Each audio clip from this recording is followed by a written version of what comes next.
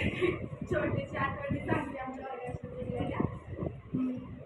जेव्हा मी 30 August sweet आयटीच्या ॲडमिशनला आले होते तेव्हा सगळ्यात आधी मला जाधव मॅडम भेटल्या होत्या.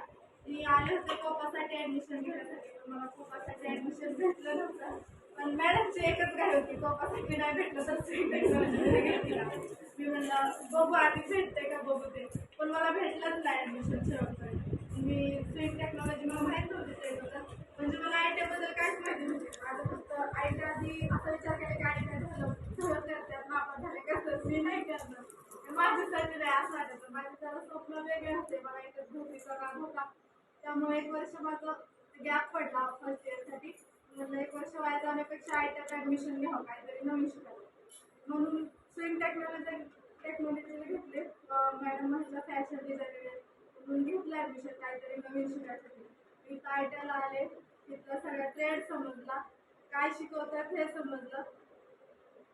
तेव्हा सगळ्यात पहिला माझी मैत्रीण भेटली होती ती अमृता. ती तेव्हा भेटलेली आतापर्यंत सोबत आहे. आणि नंतर आल्यावर मी जास्त शिक्षकांसोबत कॉन्टॅक्ट ठेवत नव्हते. मी लांब लांबच राहायचे शिक्षणापासून, मला भीती वाटायची त्यांची. पण इथं आय टीला पहिल्यांदा असं झालं की शिक्षक असं मैत्रिणीसारखे बोलत होते. त्यामध्ये आमचं जाधव मॅडम त्या असं घरातले असल्यासारखे सगळ्यांशी बोलत होत्या. त्यांच्या घरातले प्रॉब्लेम शेअर करायचे, आमचे शेअर करून आम्ही त्यांना आमचे प्रॉब्लेम शेअर करायचे. पण असं वाटलं नाही की ते शिक्षक आहेत. त्यांनी नेहमी आम्हाला काहीतरी बेस्ट देण्याचाच प्रयत्न केलाय. कशातही स्पर्धा असो, दुसरं खेळ बिळ असं ते सारखं माझ्या मागे राहायचं, तू भाग घे, तू भरती करते ना, तू फिट आहे, तू भाग घे.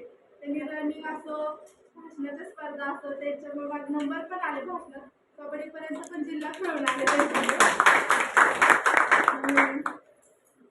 पण आज शेवटचा दिवस असल्यामुळे दुःख पण होते, कारण ते शिक्षक सोबत नसणार आहेत. आणि आनंद पण होते कारण याच्यातले काही विद्यार्थी माझ्यासोबत अप्रेंटिसशिपसाठी आहेत सोबत अजून 1 वर्ष.